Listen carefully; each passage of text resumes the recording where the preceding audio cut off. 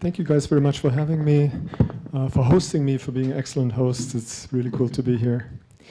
Let me just go through this presentation, Deontic Principles in the Image of Causal Laws. The phenomenon I want to say a few things about is these Deontic principles. There are a few examples on the slide. So I think of principles such as you shall not harm, you shall be friendly, and so on. Okay, and here are just some toy examples. I think of them as sort of exceptionalist principles. So these toy examples, they're probably not going to be real because, you know, sometimes you should do harm and so on. So think of the real principles as being incredibly complex. That's the foil, okay? And these principles, these Deontic principles, are interesting even for metaphysicians because they play certain metaphysical or explanatory roles. And these are the roles that I want to look into today. And in particular, what they do is they sort of, this is a bit of a silly diagram here, but they introduce a Deontic layer into the world, into reality, a layer of Deontic facts.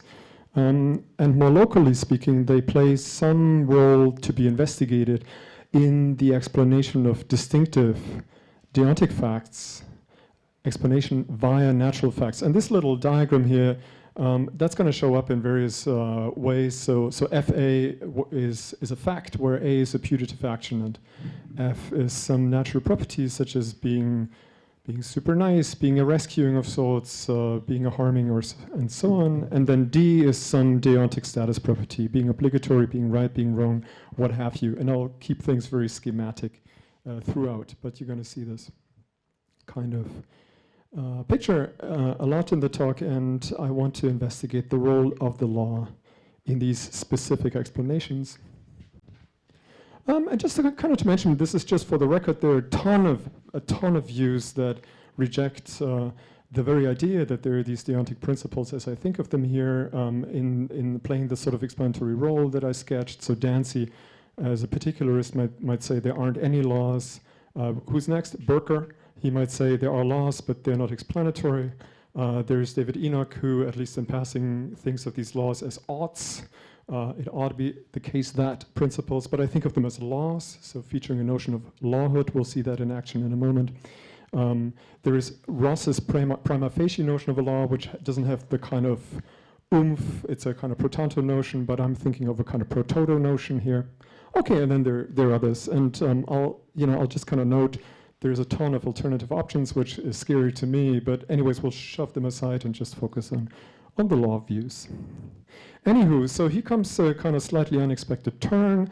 I'm going to introduce a kind of non-naturalist assumption. This is actually quite common in this pocket of the literature, partly to spice things up, I take it, but also because I have this kind of a non-naturalist agenda, so I'm happy to make this kind of assumption about a kind of Deontic non-naturalism. But if you don't, I think it's still healthy to have a kind of almost like a methodological primitivism sometimes to kind of see what these views amount to and what you end up rejecting if you want to reject it. Anyways, according to the non-naturalism that I'm going to assume for the next 25 minutes, the Deontic properties, being right, being wrong, being obligatory, and so on, they are, well, discontinuous with the natural facts, something over and above. They are sui generis. There's an explanatory gap. This is the sort of vocabulary that you're going to read when you read up on these views. And some people, it's been quite sort of fashionable recently to render non-naturalism in terms of the grounding locution. So in particular, Rosen and Sullen-Burker, they say that grounding non-naturalism is the view that Deontic facts are not fully grounded in natural facts. Okay, and let's take this on board for now, this characterization, and then we'll get back to it. So my plan for today is to kind of discuss various views on the shape and nature of Deontic principles. But before I get to these views, I want to use one structuring device. That sounds mysterious, but here's how it goes. Okay, so there are two different roles, grounding theoretic roles, if you wish, that Deontic principles might play in the explanations of this distinctive deontic facts. There's kind of a meta-grounding structure where what the law does is it helps to ground the grounding of the deontic fact by the natural fact, okay?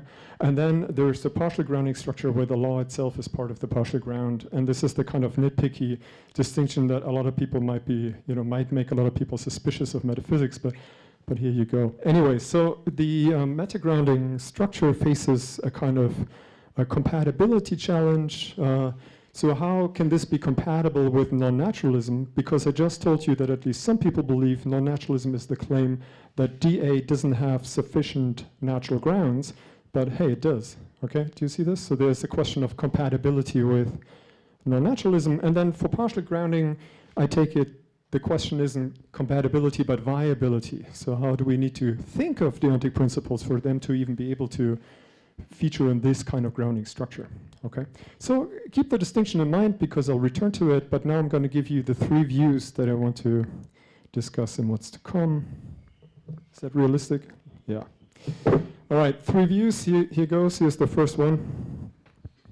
So the first one I call deontic principles as grounding laws, okay? And there are a couple people associated with the view. And the sort of metaphysical role of these principles is to take natural to deontic facts. So schematically, we can represent them as so. So there's this law operator, it's a grounding law that, and then we've got this input-output structure where it takes natural inputs and delivers deontic outputs, okay? And that arguably leads directly to a kind of meta-grounding structure, and this is the one meta-grounding view that I'm going to go discuss, okay? So this is just the view in which there's nothing special going on in the deontic domain. It's in some sense because it's just an ordinary grounding law that you might have in any other domain as well, okay? That's view number 1. Here comes view number 2. This is a view maybe associated with David Enoch, also Gideon Rosen. This is sort of the idea that we can understand deontic principles in analogy to what I call system rules or rules of certain systems like games, yeah, chess as a system of rules, or things like the traffic code. And I'm going to sort of say more about this in a bit when I get to the view. But here's sort of the basic idea to get going is this idea that illegality facts or legality facts, like a certain driving behavior is illegal, that is fairly obviously partly grounded in the law or the rule being in place. Okay, it's not just the way and the speed you drive, but you need to, as it were, add the law, the traffic law, to get the illegality of your behavior. Okay, so that gives you, at least that seems pretty straightforward, a partially grounding structure, and the question is whether what it means and whether it's viable to think of deontic principles along those lines.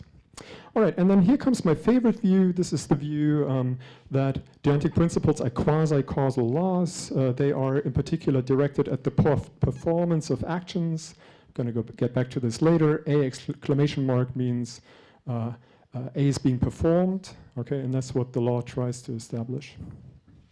Never mind, okay? So I'll have a slide where I go into this more closely. So this is the overview for the coming 20 minutes.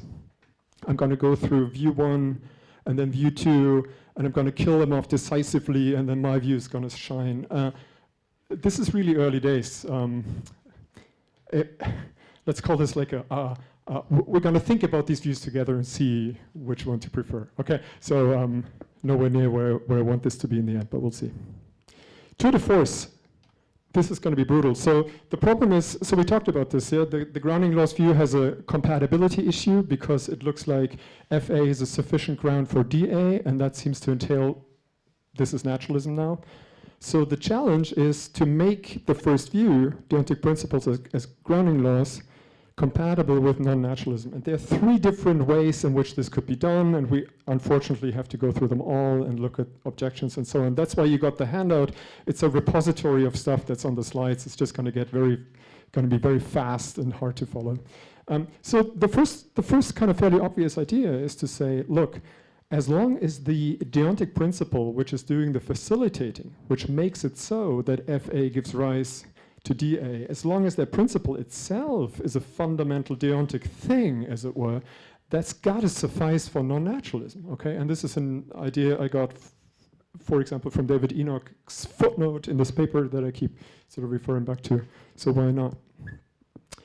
Okay, but here are a couple of problems perhaps. So there's this worry, and I'd be curious to hear what you think, that on this kind of view, we've got this fundamental principle here, which says it's a grounding law that, and then it takes a natural input to a deontic output. But you can ask, is that really a genuinely deontic fact? Okay, so the operator itself is a, as it were, descriptive one, being a grounding law. And the D, the deontic thing, sort of features only in the content of this principle. And it's almost, you know, like the deontic notion obtains within a representation-like context. And the comparable thing perhaps here is if we had a fundamental fact of the form God fundamentally desires that you do the right thing, is that genuinely a deontic fact? Okay, so that's something to worry about, perhaps. Second worry, there's a kind of demarcation worry. Okay, so maybe you've got this fundamental deontic principle, which is then acting as a grounding law, but you also have certain other fundamental principles that facilitate grounding in other domains. Okay, so in particular, even if you think of something as boring as mereology, there might very well be fundamental mereological principles which are going to play this sort of meta-grounding role to get you from sort of simple stuff to complex stuff. Okay. And that's an example where simply assuming a fundamental principles doing some grounding work isn't going to generate anything akin to a distinctive, non-continuous, sui generis domain. Okay, so there's a kind of demarcation problem here, I suppose, between fundamental deontic principles and things like fundamental mereological principles. Okay.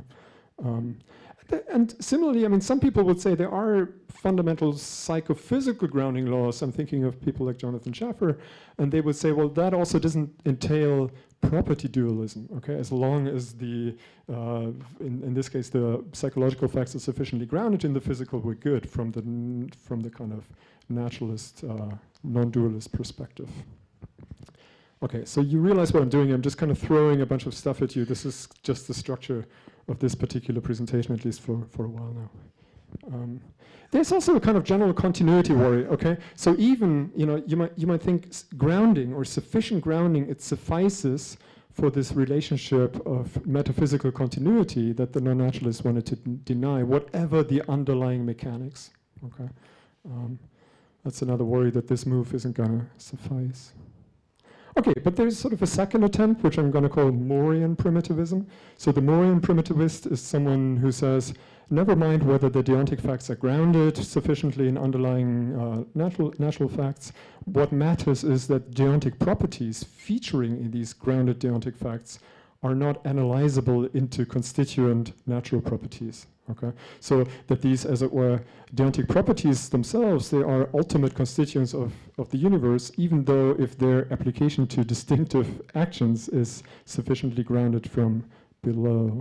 Okay, that's another way of trying to make this non-naturalism friendly. And here I just wanted to look at sort of briefly at two different objections. The first question is here the question of coherence. Is Morean primitivism a coherent view? So in particular, if FA sufficiently grounds DA, can D be a basic constituent?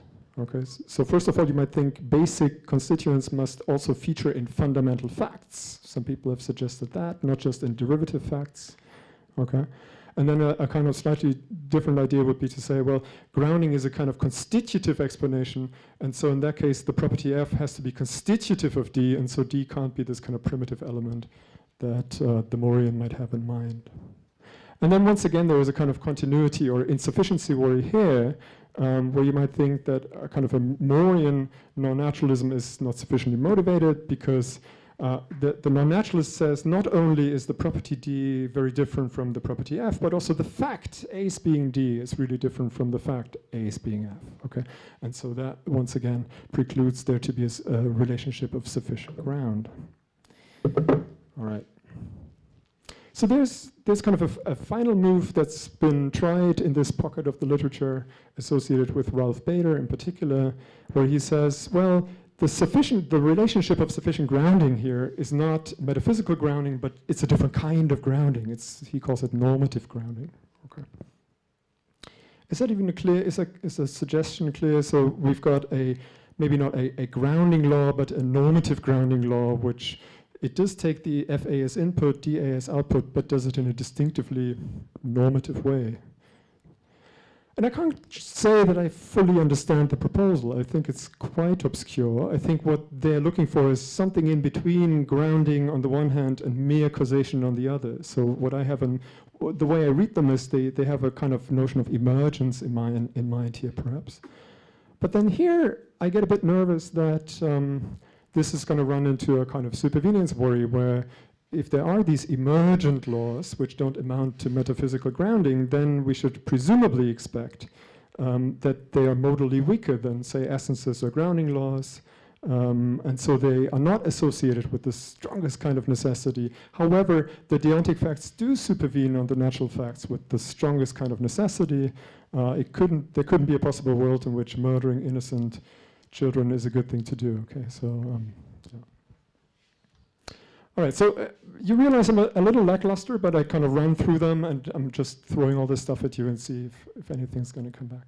I'm moving on to the second view. This is the, let's call it the Enoch-Rosen proposal, where we say that deontic principles are modeled after things like traffic laws and rules of games.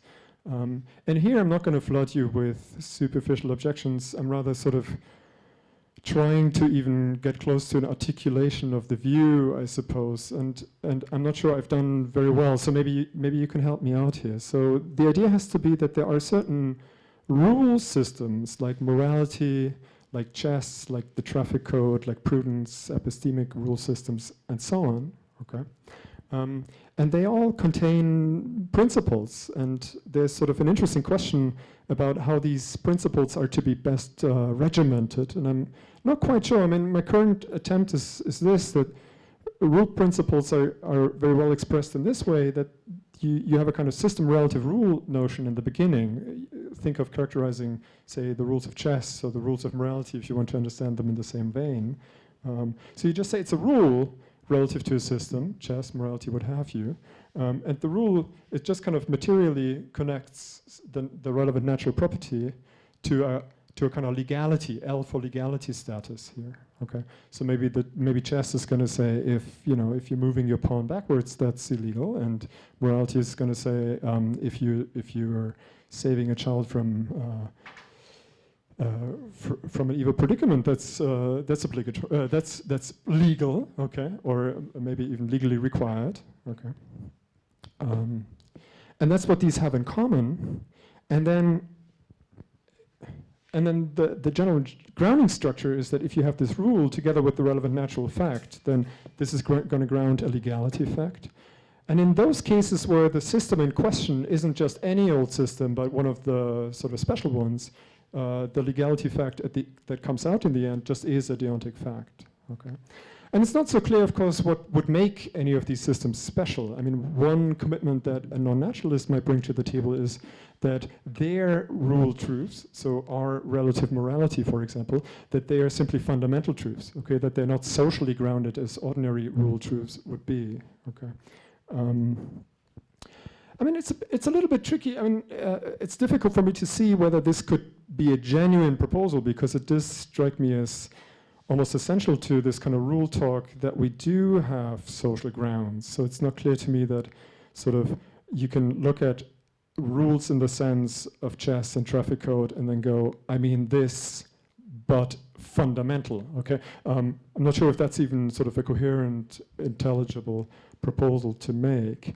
But why not? I'd be curious to hear your thoughts on this. There are kind of a few worries arising, I think, from this view. One is still the sort of bindingness worry. Some system might be special because it's fundamental in some sense, or the rules sort of making it up. But why are these systems binding for us, you might ask? And merely saying, well, they're sort of fundamentally written into the structure of the world doesn't quite explain why the legality that's coming out of them is something that has sort of sway, or should have sway over us, I take it. So we need either to appeal to some external justification to kind of say, well, maybe we are constitutively involved in playing these particular games, or we need to add the bindingness sort of primitively into this fundamental rule notion that we're then using. Not sure what exactly, but something will have to be said here. There's kind of a question about the contingency of rules, I take it. So the reason why with the traffic code and the chess rules, it seems so clear that we have a partial grounding structure, okay? So that to get to the legality fact, it's not enough to say that you're driving at a certain speed, but you have to add the actual legal code to get to the legality status. The reason seems to be intuitively that these legal facts are contingent, that they're made, but we could have also not made them. Yeah? And here, once again, it's kind of striking that the Deontic rules, you ought not lie and so on, they're not contingent at all. So it's a bit, this is maybe a pressure point for this particular proposal where we think, well, if we've got these necessary rules in contrast to all these social rules that we've been looking at, are they really in the same, sort of on the same grounds to be seen to be partial grounds in the explanations of the Deontic status facts? And there's maybe this more general question, why would a necessary law be part of such an explanation rather than kind of a background condition or a meta ground indeed? And finally, I mean, this is not much more concrete, but anyway, so there's this kind of difference worry perhaps where you can ask whether on this kind of proposal, modeling Deontic principles after these social rules, we can ask, is the fact that the Deontic fact, DA, is it really sufficiently different from natural facts? Because this DA isn't all that different from L facts, from legality facts. And legality facts, well, they themselves look like natural facts to begin with. Okay, so if we start with this non-naturalist intuition that there needs to be a genuine difference between these Deontic facts and the natural facts, I'm not so sure whether this difference gets maybe washed out here. Okay. Anyway, so we have now sort of looked at the two views on the market, and you realize I don't, you know, I'm still sort of grasping for arguments and considerations. We'll see if you can help me out there a bit. But now I want to close by getting towards the view that I find most exciting, and I want to say a couple of things about that view. All right, so Deontic principles in the image of causal laws. This is kind of a causal nexus.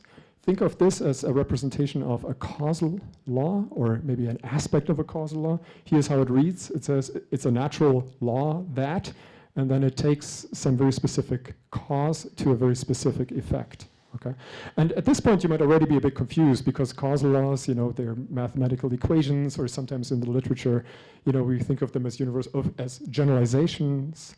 It's a law that all charged entities of a certain sort behave in a certain way. But surely you can sort of bring these general truths back to mappings of putative causes to putative effects. Okay, that's the role that at least dynamic natural laws or causal laws play. So this just reads as an instance of the mapping. Let the causal law map the causal input C to the output E. And in that case, what's interesting is we get a bunch of modal consequences. So N is just necessity or natural necessity. So for example, if that is the case, then it's naturally necessary that if C obtains, E obtains, okay? But it's also necessary in the sense that E obtains on the condition that C has obtained, yeah? Now that the window was hit by the rock, it must shatter, okay? So it's a kind of inevitability notion that we have associated with that. And moreover, whenever this holds, C is a causal reason for E, okay? Sufficient causal reason for E. And the idea is to cast or mimic Deontic principles in the image of causal laws and to say maybe there are these entities that are structurally the same as causal laws. They are, however, directed not at a Deontic status, and this is the big deviation. The consequent, the thing on the right, doesn't contain a Deontic fact. It merely contains an A exclamation mark, which means action A is performed. It's just a silly way of expressing that A is performed. Okay. So the way I think of Deontic laws is they take an input that A is F, which would be the reason for the action, and deliver an output that A is being performed. And since they're supposed to be just like the causal laws, they have the same modal upshots, okay? So they generate a sense in which it's necessary that if A is F, then A is performed. Given A is F, there's a sense in which the performance of A is inevitable. And also there's a reason relation established between A's being F and A's being performed. Now, the kicker and the important thing is that the modality with which the Deontic principles operate is a Deontic modality and not an alethic modality. It's a sort of Deontic force, if you like. And so we get notions of obligation, hence the O. And so here's sort of the official bit. So this operator, being a deontic law, is a non-alethic operator in the sense that sort of it, it never forces the output based on the input. That's the big difference to the causal law. The causal law forces the output based on the input. It does it by itself. Deontic laws can't do that because they only operate with a different kind of force, a deontic force. And why is all this interesting? Well, so it's now become extremely clear why deontic laws feature as partial grounds for deontic facts, assuming that the core deontic facts are these modal facts. Okay, so deontic inevitability or obligatoriness, the dual would be permissibility, and it's kind of clear that you can't get to those, to the natural necessity facts without going via the causal law, and equally you can't get to the corresponding deontic necessity facts without going via the deontic laws. Okay, so that's that. And then in a way I was thinking this also kind of illustrates why even necessary principles can feature as partial grounds in this way. So even if the natural laws are necessary in a sense, they still feature as grounds of these sort of causal inevitability facts, and the same would go for the deontic principles. And also we get this difference intuition quite nicely, because deontic force and deontic force facts, like the deontic inevitability of an action, they are extremely weird and quite different potentially from the natural facts. All right. So this is kind of where I wanted to get to. Now let me just wrap this up, a couple minutes. One sort of interesting sort of consequence that comes from this mostly kind of structural analogy that I've been wanting to exploit is the following. Let me say a bit about this. So recent book, which I want to point you to, The Sources of Necessity, I discuss what I call the modal explanatory nexus, where I argue that whenever you find necessity, you find a source giving rise to it, and explanation in the vicinity. And the whole point you find necessity in the world is because sources, they use modal force to establish explanations. That's what they're after. Okay. And if this is kind of your vision of why there is modality in the first place and how it relates to explanation, then you might also, on the view that I just presented, you might think that deontic laws really are sources of necessity. They exert a kind of necessity, a deontic one, a non-alethic one, in order to establish explanations of actions. And so the idea has got to be that really these deontic principles, in the way that I portray them, they aim at establishing actions. That's what they do. They push to make actions happen. Unfortunately, they can't do this by themselves. They need your cooperation, obviously.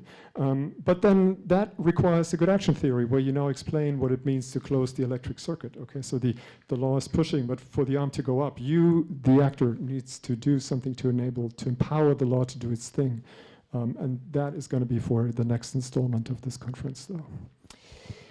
Anyhow, we ran through the landscape. This is, partly I need to apologize for just throwing all this stuff quite superficially at you, but this is just the kind of stage of my research at the moment. We looked at the kind of obvious, I think fairly well understood grounding law proposal.